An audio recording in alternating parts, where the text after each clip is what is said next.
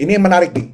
Para sales, makanya kalau ada beberapa orang pernah ngomong sama saya gini, Coach Arif, saya tuh rajin nontonin YouTube-nya Coach Arif. Tapi kok aneh ya, kenapa Coach Arif kalau ada berkaitan tentang sales ngomongin tentang nggak bisa jualan harganya kemurahan, nggak bisa jualan karena harga mahal, Coach Arif kayak marah-marah gitu. Ya memang saya marah-marah, saya bilang. Kenapa? Karena banyak sales yang selalu berasumsi gagal jualan karena harga.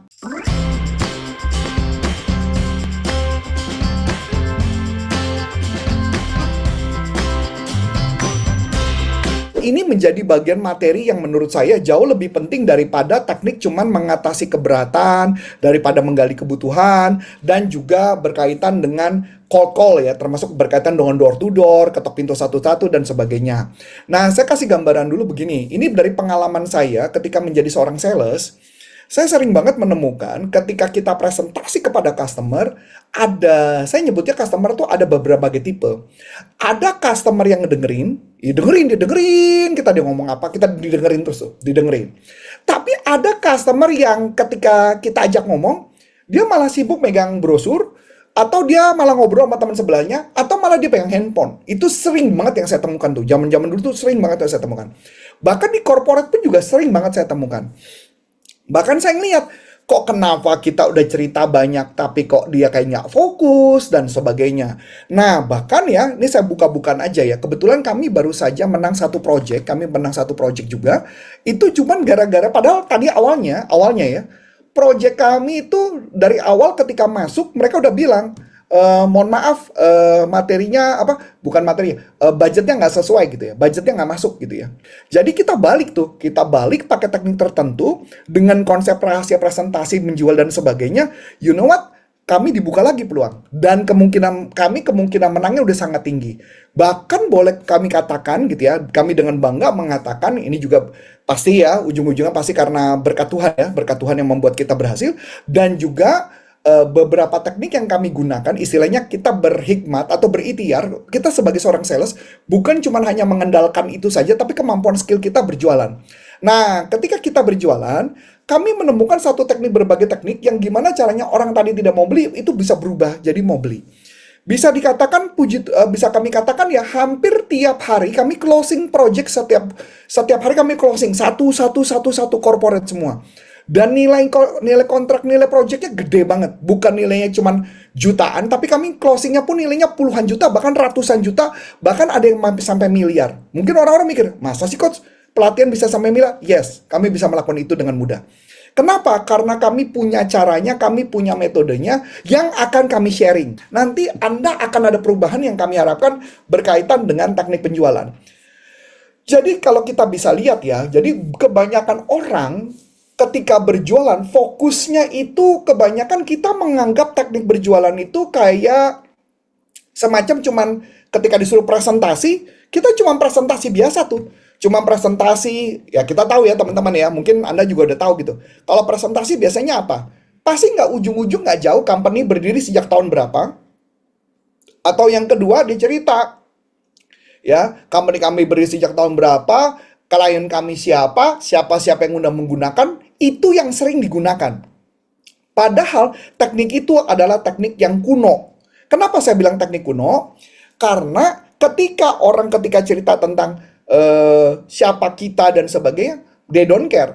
Yang jadi masalah gini, saya kasih cerita contoh yang paling gampang lah ya. Saya kasih coba contoh, misalnya contoh ya. Tadi kan saya udah dapat nama-namanya nih gitu ya. Saya udah dapat nama-namanya. Misalkan contoh, Bro Fonda, boleh ya bro ya, gue manggil lu namanya Bro Fonda ya, biar clear gitu ya, enak ya bro. Bro Fonda ketika jualan dia enak. Kenapa? Karena dia bisa nyebut, perusahaan saya sebelumnya First Media. Begitu dia ganti nama ke Excel One, dia malah namanya lebih keren lagi gitu kan. Dia cukup gampang, dia akan ngasih tahu bahwa perusahaan kami berdiri sejak tahun berapa atau berapa puluh tahun. Ya, perusahaan itu udah berdiri gitu ya. Nah, yang jadi masalah adalah, saya nggak tahu yang perusahaan teks ini udah berapa tahun gitu ya. Begitu juga kalau bisnis berkaitan dengan ketika ngejalanin bisnis, gimana kalau orang bisnisnya baru, apalagi kayak contoh nih Bro Andre, walaupun Bro Andre nggak ngomong, Andre Subagja nggak cerita nih bisnisnya apa, kita kan bingung dong kalau perusahaannya baru berdiri 6 bulan yang lalu, atau perusahaannya baru berdiri 2 tahun yang lalu, maka otomatis nggak akan dianggap kalau kita presentasinya mulainya langsung perusahaan kami berdiri sejak 2 tahun yang lalu, nggak mungkin. Nah, Itu yang kami temukan khususnya ketika saya awal-awal ketika menjadi sales. Wah, ini nggak kena nih kayak begini gitu ya. Nggak kena gitu ya. Saya ingat banget saya waktu kerja di perusahaan internet content provider ketika mempresentasikan sesuatu gitu ya. Ketika cerita tentang bagian itu, biasanya banyak orang ketika presentasi dia nyebut beberapa tahun, pasti orang akan memperkirakan, oh dia sudah berapa tahun nih bisnis.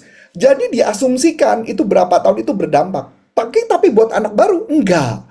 Jadi kelihatannya kita nggak punya advantage berdasarkan itu. Tetapi di lain pihak, menyebut tahun juga kadang-kadang bumerang. Kenapa? Karena ketika menyebut tahun, udah berapa tahun berdiri, tapi kliennya sedikit. Itu bumerang loh.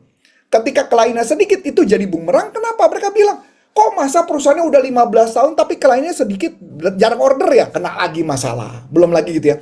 Jadi makanya, kenapa kita harus punya teknik yang tepat supaya ketika menyampaikan sesuatu orangnya fokus kepada kita dan kita bisa langsung dapetin attentionnya mereka sehingga mereka langsung bisa oke gitu ya, langsung bisa oke kepada kita. Caranya gimana? Memang saya paham ada berbagai metode dulu, saya ingat banget ini, tapi ini metode zaman dulu ya, ini bukan zaman modern. Kalau metode dulu begini gampang. Kalau presentasi di awal, ketika kita berhadapan dengan customer, ketika presentasi, jangan bagi brosur dulu. Nah, dulu ada tuh yang kayak gitu konsepnya. Jangan bagi brosur dulu. Kenapa? Karena kalau bagi brosur, mereka malah ngeliat-ngeliat brosur. Ada teori yang kayak gitu.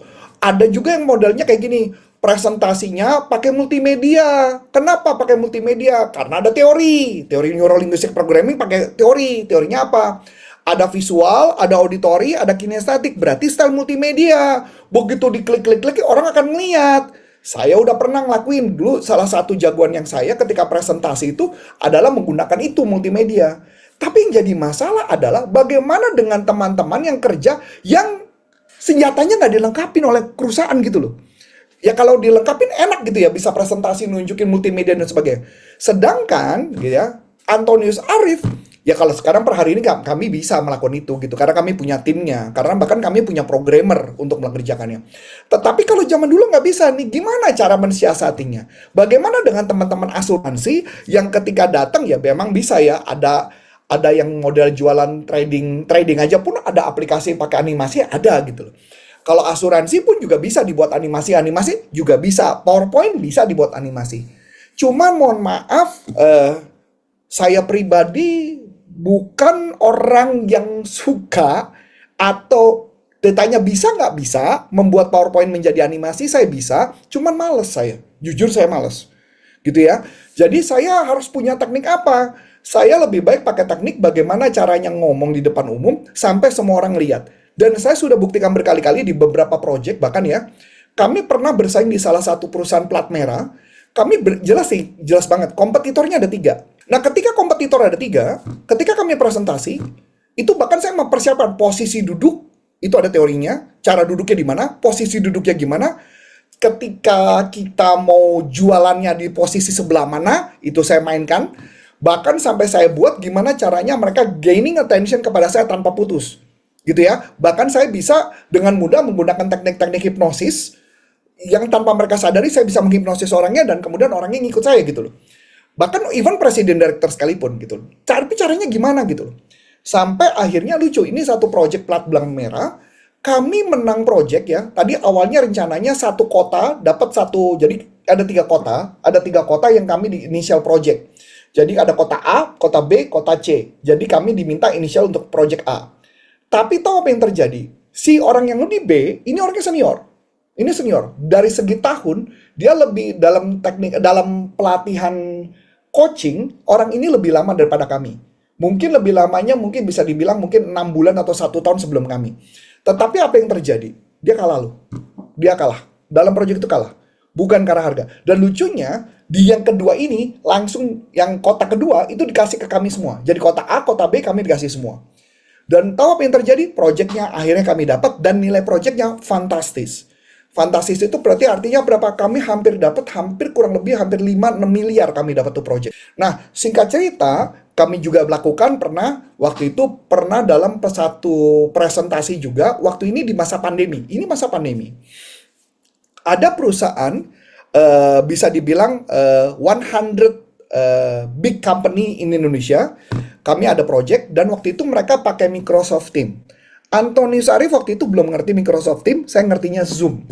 Jadi pada saat saya presentasi, ini yang terjadi teman-teman. Karena ketika Microsoft Teams, saya nggak ngerti caranya melakukan share screen dan sebagainya, tuh sempat bingung tuh, apa yang harus saya lakukan nih share screen dan sebagainya. Dan sempat saya ditembak gitu ya. Ditembak sama mereka, ini yang ngomong presidennya loh. Presidennya yang nembak. Presidennya ngomong gini, katanya dulu latar belakangnya IT, buka Microsoft Teams aja nggak bisa. Itu kayak ditusuk pakai pisau gitu ya dari depan, gitu kan. Tapi dengan santai, saya cuma ngebalik, kalau istilah NLP adalah di reframing, saya bikin teknik bercandaan dan mereka ketawa semua, ngakak. Nah, metode itulah yang saya gunakan, yang akhirnya projectnya kami dapat project dari mereka. Setiap tahun kami dapat project dari mereka tuh mungkin bisa dibilang sekitar antara 1 sampai 2 miliar per tahun kami dapat projectnya. Nah, jadi gambaran tersebut kami cuma gambaran bahwa apa yang bisa kita lakukan kalau Anda menguasai teknik yang benar. Karena bukan hanya sekedar Anda semangat, bukan sekedar Anda cuma maju tak gentar, bukan sekedar muka tembok, tapi adalah bagaimana caranya, cara bicara, susunan, urutan, dan sebagainya. Jadi, kita siap ya. Siap catat, siap foto, karena ini akan banyak banget di-sharing. Jadi kalau Anda mau tanya, silakan, please, welcome banget. Saya langsung tunjukkan, ya. Kita masuk lebih dalam. Nah, jadi ini menarik nih. Fakta menarik adalah, menurut HR, Charlie Group, dari 300.000 keputusan pembelian, 300.000 ya, keputusan pembelian, di all over the world, dan ini lihatnya ya, efektifnya salesman itu cuma 39%. Kita jago ngomong, kita jago menggali kebutuhan, kita jago apapun, itu dampaknya cuma 39%. Ya, dari faktor keputusan membeli. Ya, dan yang menarik adalah solusi total berdampak 22%. Berarti tambahnya dari 39 tambah 22 tuh. Jadi dikasih gambaran bahwa kalau faktor keputusan itu dipengaruhi oleh si sales, berarti teorinya benar dong, yang mengatakan bahwa penjualan itu bukan berdasarkan logika. Penjualan itu adalah emosional. Gitu ya. Bagaimana kita bisa mempengaruhi customer sampai di level emosional sehingga dipikirkan bahwa sadar mereka tertarik membeli dari produk dari kita. Nah, itu yang dibangun dulu. Nah, kualitas, nah ini menarik nih. Kualitas produk, ya, Anda punya mesin tekstil yang terbagus, Anda punya produk wifi yang terbagus sekalipun, itu dampak keputusan pembelian cuma 21%. Ini yang menarik nih. Para sales, makanya kalau ada beberapa orang pernah ngomong sama saya gini, Coach Arif, saya tuh rajin nontonin YouTube-nya Coach Arif. Tapi kok aneh ya, kenapa Coach Arif kalau ada berkaitan tentang sales ngomongin tentang nggak bisa jualan harganya kemurahan, nggak bisa jualan karena harga mahal, Coach Arif kayak marah-marah gitu. Ya memang saya marah-marah, saya bilang. Kenapa? Karena banyak sales yang selalu berasumsi gagal jualan karena harga kalah. Padahal kalau saya cek, tahu dari mana harga mahal, mereka cuma berasumsi. Bukan benar-benar. Dan ini saya buka-buka ya rahasia ya. Ini bukan rahasia benar. Saya bersama istri saya Bu Ana Melani kebetulan pernah kami pergi ke satu kota. Kami pergi ke satu kota di daerah Magelang kalau nggak salah. Magelang. Kami pergi ke Magelang. Lucunya ketika kami meeting di sana, karena kami, ini kehebatan kami dan ya saya bilang kehebatan kami karena berkat Tuhan kita kan dikasih hikmat terus, yaitu adalah kami punya kemampuan untuk menjalin hubungan sampai mereka bongkar. Bongkar apa? Bongkar pagu harga project yang nilainya berapa, dan mereka bongkar harga kompetitornya berapa. Mereka buka dokumennya depan mata kami, dan kami ngeliat presentasi mereka. Dan itu pernah terjadi berkali-kali. Makanya kenapa kami baru aja menang satu project juga, baru aja kami menang project, yang kebetulan yang ngajar bukan saya, nanti tim saya yang ngajar, karena kami punya pelatihan namanya trainer kompetensi, dan NLP Prac dan Master Prac untuk mempersiapkan orang-orang untuk menjadi trainer kami, karena per hari ini kami udah mulai kehabisan trainer, karena kami bisa satu hari itu bisa 2-3 pelatihan saat bersamaan jalan gitu loh.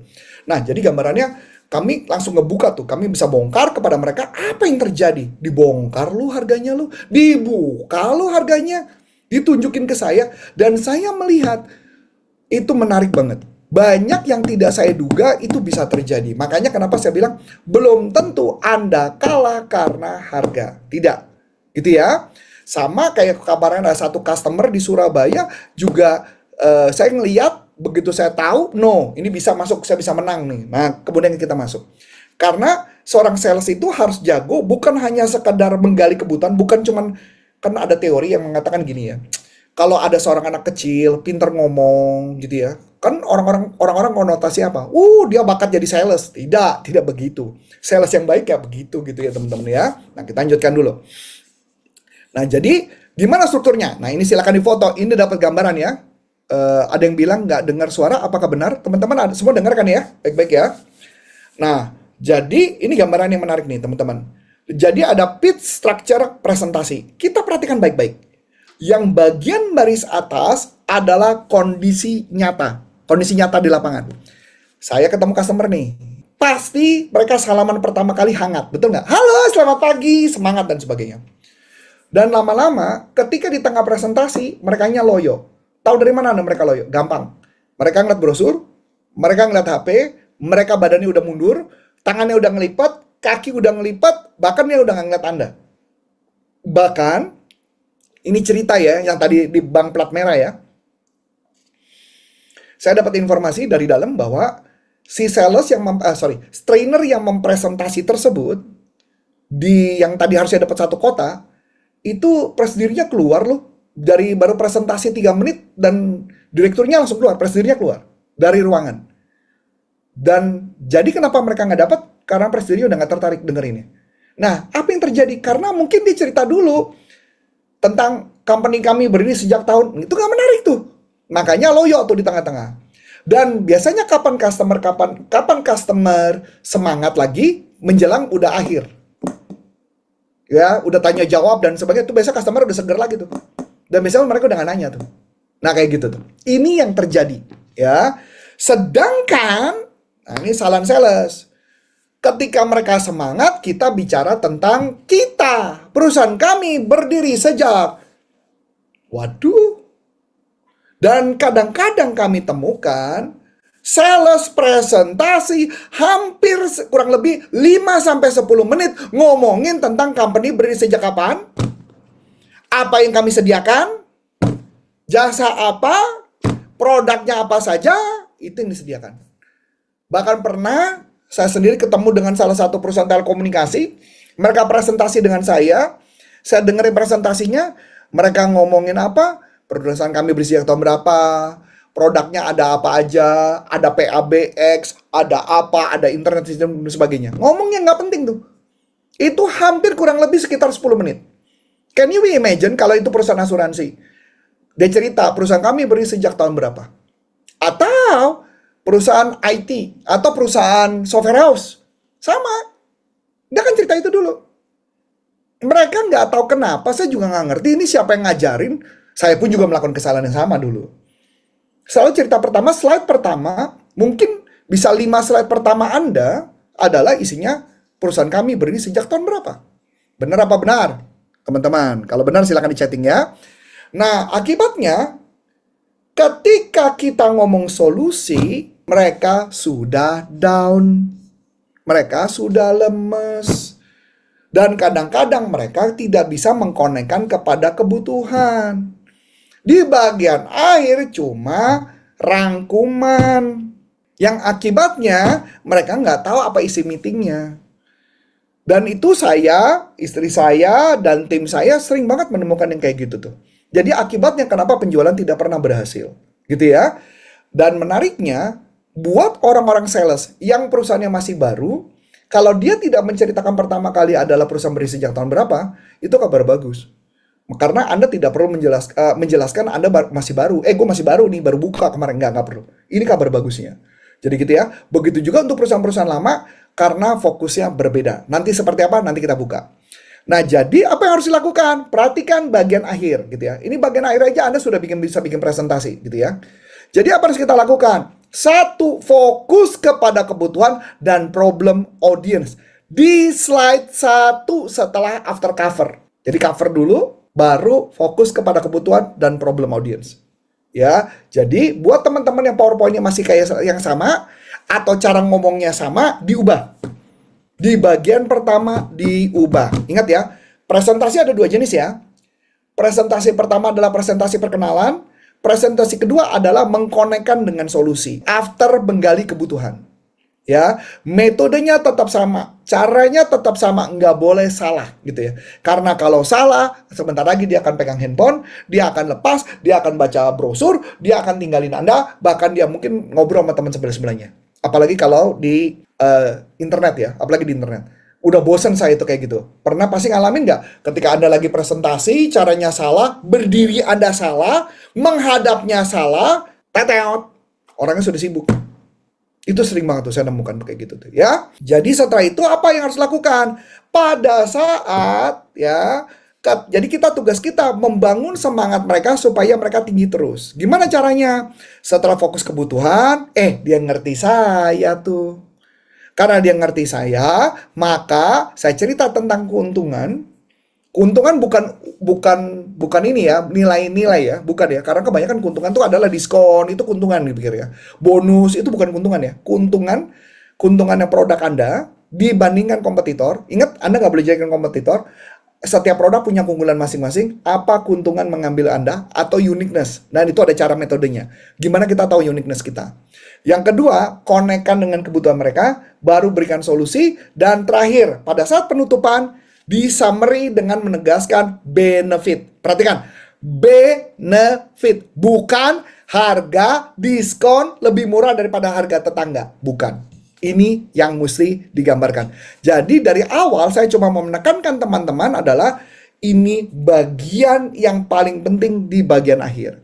Ya, saya harap dengan bagian ini aja Anda sudah bisa dibikin presentasi ya. Nah, kita masuk lagi ke lebih dalam. Jadi coach, isinya apa setiap slide? Isinya apa cara ngomongnya?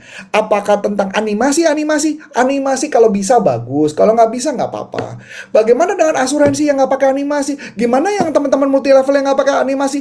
Gimana buat teman-teman yang bisnisnya agen properti yang nggak pakai animasi? Apalagi agen properti kan? Agen properti permainannya beda. Bahkan saya pernah bikin bagaimana cara bikin video kontennya ya supaya bisa dikunjungin orang banyak dan sebagainya. Nah, jadi objektif kita ada 3. 1, membuat rencana. Rencana dari mana? Dari sini.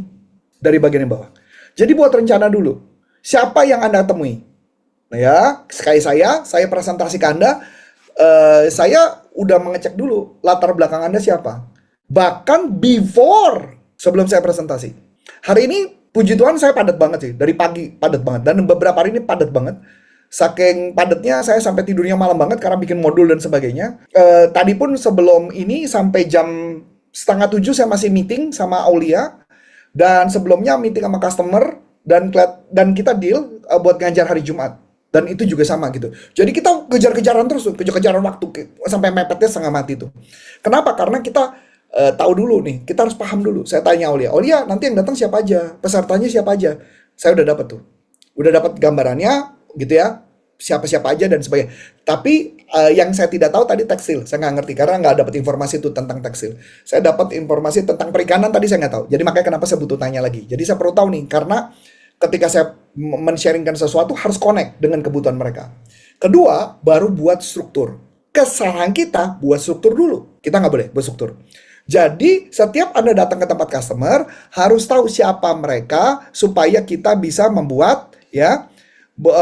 membuat strukturnya yang lebih tepat. Yang ketiga, bagaimana how to deliver. Jadi ada 3 bagian. 1, buat rencananya. Kedua, buat struktur presentasinya. Ketiga adalah cara membawakan. Karena cara membawakan akan berdampak kepada penjualan. Saya kasih contoh. Saya punya satu tim trainer. Satu tim trainer masih junior. Awalnya masih junior banget. Ketika pertama kali dia sales, jago jualannya. Tapi ketika disuruh presentasi tentang pelatihan, jelek banget. Itu bener-bener saya develop dulu, sampai akhirnya dia bisa mampu jualan. Kenapa? Karena saya sadar, dia jago jualan produk tertentu, ketika disuruh presentasi belum tentu mereka bagus. Apalagi berkaitan dengan konsultasi, itu metodenya berbeda. Makanya kenapa perlu digarap gitu ya, perlu dikembangkan sampai metode ketika ada customer yang lagi keberatan sama mereka, ngebalikinnya seperti apa, jawabnya seperti apa, itu ada metodenya. Dan itu perlu dipersiapkan dengan matang. Jadi ada 3 ya. Jadi buat rencana, struktur presentasi, dan cara membawakan. Nah, kita masuk ke lebih dalam. Kalau buat ada yang mau bertanya, silakan aja ya. Jadi silakan di chatting. Jadi biar lebih enak ya, interaktif. Nah, kita masuk ke rencana. Ingat ya, kita buat dulu nih plan-nya, blueprint-nya. Jadi blueprint pertama ketika kita mau buat presentasi adalah ada 4 tema dalam membuat sales presentasi. Ya, ada 4 tema. Yaitu adalah tema yang pertama, outside in thinking. Yaitu adalah melihat segala sesuatu dari luar ke dalam. Saya ulangin, melihat segala sesuatu dari luar ke dalam. Jangan dari internal to atau inside to out thinking. Itu salah. Kebanyakan teman-teman sales presentasinya bukan outside in thinking, tapi inside out thinking. Jadi ngelihatnya produk kita apa saja, apa yang kita punya, apa yang kita miliki, itu yang dipresentasikan. Makanya kenapa jualan bisa gaya gagal gitu ya. Jadi dibalik gitu ya. Saya kasih contoh. Saya kebetulan kan pastilah ya butuh asuransi, dan saya punya asuransi gitu ya. Jadi ketika saya punya asuransi, saya punya satu agent. Agent saya ini ketika saya tanya, dia ngomongnya produk doang tuh. Kenapa dulu saya beli sama dia? Itu buat anak saya. Kenapa saya beli sama dia? Saya beli sama dia karena dia teman lama. Tapi ketika saya tanya sama dia, itu jawabannya nggak pernah memuaskan saya tuh. Apalagi berkaitan dengan tahun depan. Kan tahun depan katanya mau ada repricing, dan kemudian OJK keluarin aturan ya. Dan tidak memuaskan saya. Sampai saya nanya, kalau gitu buat apa kalau gitu punya asuransi? Dia cuma jawab, iya bro, bener bro, bener bro. Kalau gitu gue BPJS aja, iya bro. Nah, ini blow on banget nih orang nih gitu. Tapi saya nggak percaya, karena saya banyak ngajari perusahaan asuransi lain. Saya nanya, kok saya denger, kemarin saya tanya gitu, kok saya denger katanya ceritanya gini-gini. Enggak gitu, coach. Jadi kayak gimana? Ditunjukin sama dia solusinya. Kenapa? Karena dia ngeliatnya dari outside in thinking. Berarti pertanyaan menarik. Anda boleh kerja lama di perusahaan asuransi, tapi kalau nggak ngerti metodenya, jualannya tetap jelek loh. Jadi makanya saya sampai bilang, wajar makanya kenapa orang ini nggak pernah naik promosi-promosi. Masih di situ aja puluhan tahun. Ya karena itu. Karena tidak ngerti metode, ini cuma menang semangatnya doang gitu loh. Makanya kenapa orangnya akhirnya dari Jakarta pindah ke Malang. Karena dengan asumsi jualan di Malang lebih gampang, tetap aja jualan juga jelek gitu di Malang. Nah, kayak gitu ya.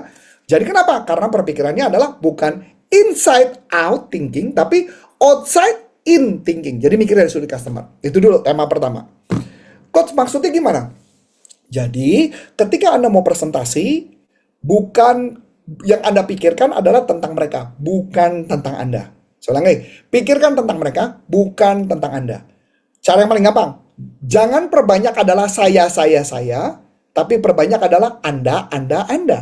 Jadi maksudnya gimana? Cara presentasinya. Ngomongnya bukan saya. Perusahaan kami bisa menyediakan, kami punya premi dari kami, kelebihan produk kami, no. Tapi adalah Anda. Jadi ngomongnya dari sudut mereka. Ya, saya tahu bahwa Anda membutuhkan, kan Anda tadi menceritakan, nah kayak gitu ya. Jadi kalimatnya dibalik ke sana. Semua dibalik ke sana. Sudut pandangnya dari sudut pandang customer, bukan sudut pandang kita. Itu dulu yang pertama. Yang pertama ya. Siap, udah catat ya? Udah catat ya? Oke, masuk ke yang kedua nih. Yang kedua, kalau nggak jelas silahkan dicating ya. Yang kedua, clear thinking.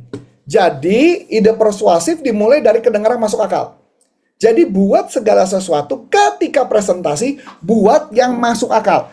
Semakin tidak masuk akal, tidak semakin membuat orang tertarik dengan produk Anda.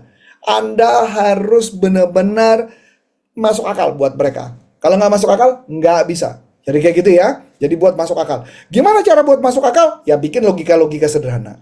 Bikin logika sederhana. Saya ambil contoh. Ini logika yang saya pakai di perusahaan training ya. Saya cuma pakai hasil penelitian riset dari namanya asosiasi apa ya di Amerika gitu ya, berkaitan dengan pelatihan. Saya cuma bilang, pelatihan itu hanya berdampak 3%. Loh, mereka kaget. Loh, kalau gitu buat apa saya ikut pelatihan? Nah, itu kemudian baru saya masuk. Saya jelasin alasannya. Gitu ya. Dan kemudian saya tunjukkan bukti-buktinya gitu ya. Mereka bilang, masuk akal ya. Nah, kayak gitu ya. Ini ide sederhana. Yang ketiga, preparation. Karena kita bisa tahu pasti, Anda nggak bisa presentasi tanpa persiapan. Setiap presentasi Anda harus melakukan persiapan. Ya, yang terakhir adalah jadilah diri Anda saat mempresentasikan. Maksudnya gini, saya kan kalau ngomong memang cepat, tapi kalau Anda ngomongnya nggak cepat, bukan berarti Anda ngikutin saya untuk jadi cepat. Tidak, Anda tetap keluarin jenuhi Anda seperti apa, jadilah seperti itu cara presentasinya. Oke?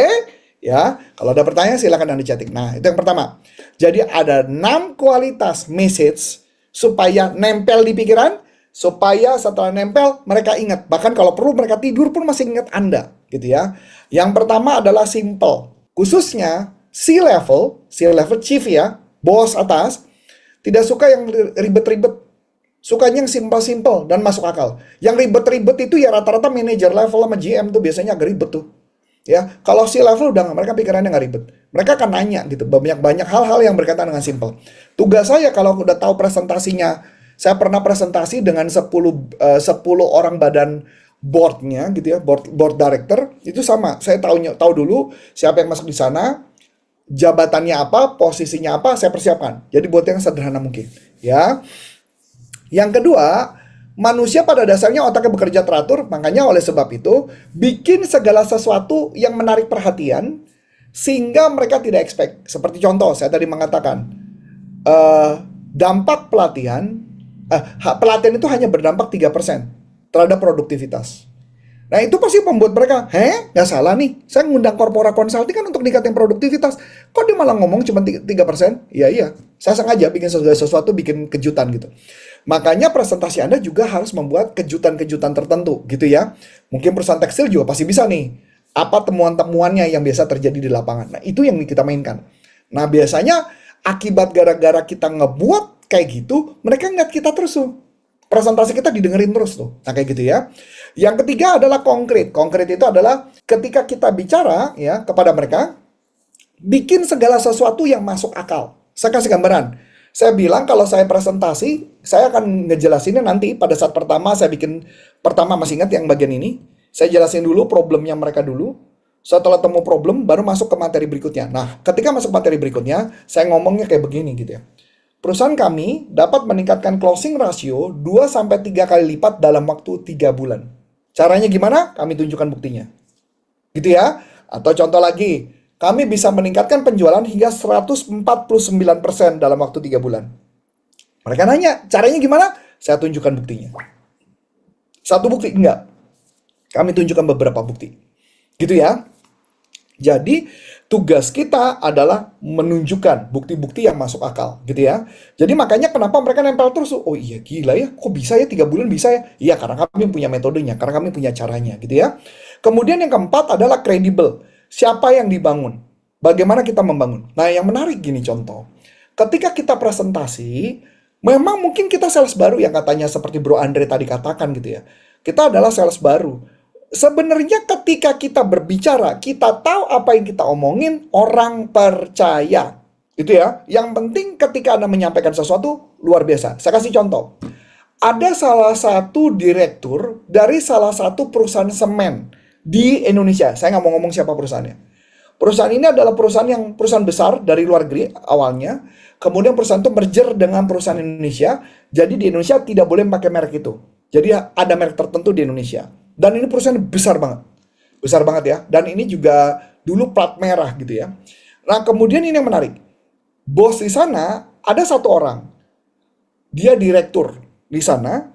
Dan lucunya pengetahuan dia nggak sepintar anak buahnya yang manajer. Yang GM-nya juga masih pintar yang GM. Tapi anehnya ketika dia bicara, semua orang percaya. Sampai dia cerita sama gue, Coach, lo tau nggak? Sebenarnya kan gue nggak ngerti itu materinya apa yang diomongin. Tapi nggak tahu kenapa ketika gue ngomong orang percaya. Nah itu kenapa dibangun kredibilitasnya. Kredibilitas bukan berarti ya memang ada satu cara, sertifikasi, siapa Anda dan sebagainya. Tetapi how to speak, how to deliver itu membuat orang percaya gitu, kredibel ya. Nah kemudian apalagi saya nunjukin beberapa data-data dan sebagainya, itu yang akan makin membuat menjadi bagus. Berikutnya adalah emotion. Bagaimana menambah unsur emosi dalam cara presentasi. Ketika presentasi, kita perlu bikin cerita story tertentu supaya muncul sebuah emosi yang bisa merelate kepada mereka. Jadi emosi dan story menjadi satu bagian. Ini adalah 6 bagian supaya berita informasinya nempel di pikiran. Ya, nah kita masuk. Nah siap ya. Ini bagaimana cara. Nah ini kita udah mulai masuk cara nih. Cara-cara ya. Tadi cara 1 persiapan. Bikin persiapan. Cara 2 kita mulai masuk bagaimana metodenya. Nah perhatikan baik-baik. Salah satu metode yang saya sharingkan di malam ini adalah metodenya yang disebut narrative flow, gitu ya. Metodenya gimana? Metodenya dibikin konsepnya namanya metode SCR, yaitu adalah bikin situasi, bikin konflik, cerita konflik, buat resolusi. Solusinya apa? Jadi ceritakan situasinya. Jadi misalnya saya kasih contoh, dari tadi saya udah pakai metode itu. Jadi ketika saya bilang ada sebuah perusahaan, dia perusahaan ini, dia perusahaan dari luar negeri yang kemudian merger ke Indonesia, itu situasi. Kemudian ketika dia presentasi, padahal dia nggak ngerti tuh apa yang dibahas. Tetapi, nah kayak gitu, itu adalah konflik. Dan solusinya apa? Yaitu adalah cara dia berbicara. Jadi teman-teman, kalau Anda mau jago dalam waktu singkat, gitu ya, mulai hari ini, setiap berbicara selalu gunakan metode SCR. Salah satu metode adalah SCR, dan masih banyak metode lain, gitu ya. Jadi, situasi, bikin konflik, ada solusinya, resolusi, ya. Oke, kita lanjutkan. Nah, nanti ada tanya jawab ya. Ini ketikan saya salah, solution ya. Jadi, ini jalan pikiran manajemen, gitu ya, jalan pikiran manajemen. Jadi, kalau manajemen mikirnya apa, ya, fokus mereka apa? Fokus mereka adalah pasti yang pertama, dia pengen dengar cerita tentang their problem, their process, their profit. Tugas kita presentasi adalah solve my problem, jadi solution from you. Jadi solusi kita adalah menyelesaikan masalah mereka, bagaimana meningkatkan improve prosesnya mereka, dan bagaimana meningkatkan profit mereka. Saya kasih contoh. Untuk perikanan, ya walaupun ini kan bukan jualan ya, tapi bisa ya tujuannya untuk mempengaruhi. Jadi problemnya anak muda apa? Problem anak muda adalah bahwa mereka pengen punya income, ya. Mereka pengen kelihatan keren. Jadi kita berikan solusi. Solusinya apa? Solve my problem. Dengan cara apa? Bisnis perikanan. Apa yang bisa kita lakukan supaya bisa menyelesaikan masalah itu? Betul. Mungkin lo kelihatan bajunya keren hari ini, tetapi ketika lo perikanan, apa yang bakal terjadi? Lo akan keren nanti di belakang karena lo punya investasi, lo punya tambak lebih besar, gitu ya. Atau contoh, their proses mereka apa? Kan kalau kerja di perusahaan di kantor, mereka kerja masuk kantor setiap hari, gitu kan? Itu yang mereka alami. Kerjanya dari 8 to 5, kadang-kadang lembur dan sebagainya. Tapi kalau lu punya tambak gitu ya, lu cuman hanya melakukan pekerjaan dari jam berapa sampai jam berapa. Lu nggak ada lembur gitu ya. Kelembur itu kalau lagi panen. Kan gitu ya, pasti kan gitu ya Pak ya. Nah jadi improve prosesnya. Kemudian pasti ujung-ujungnya mereka kan ngomongin profit kan. Kenapa mereka mau bekerja? Berarti ngomongin profit. Begitu juga kita meningkatkan profit. Ya, di perikanan meningkatkan profit mereka. Saya kasih contoh lagi, tekstil ya, contoh tekstil. Jadi contoh tekstil nih. Jadi problem apa yang dari tekstil itu dipunya? Saya nggak tahu nih mesin tekstil tentang apa. Problem apa yang dipunya oleh para orang perusahaan tekstil? Kenapa dia perlu mesin Anda? Jadi problem mereka apa? Nah, problem mereka apa? Baru kita sebutkan solusinya adalah dengan mesin kita. Jangan ngomong dulu. Saya punya mesin. Namanya ini, kodenya ini, tipenya ini, punya fitur ini. Saya jamin sakit kepala mereka di situ. Gitu ya. Tapi fokus kepada problem mereka, apa solusi dari kita. Apa proses ketika pembuatan tekstil itu, bagaimana kita bisa meningkatkan proses tersebut. Dengan memakai mesin, kan dia pengen efisiensi. Mereka pengen hasilnya lebih bagus. Dia pengen cost-nya jadi rendah misalnya gitu ya. Kita bisa membantu mereka meningkatkan efisiensi supaya profitnya lebih tinggi. Nah ini cara jalan pikirannya. Jadi yang dibuat presentasi adalah Anda harus membuat presentasi tentang seperti ini. Ini jalan pikirannya. Gitu ya. Ini jalan pikirannya supaya dapat gambarannya. Begitu juga dengan asuransi juga sama. Konsepnya sama persis. Nggak ada beda ya.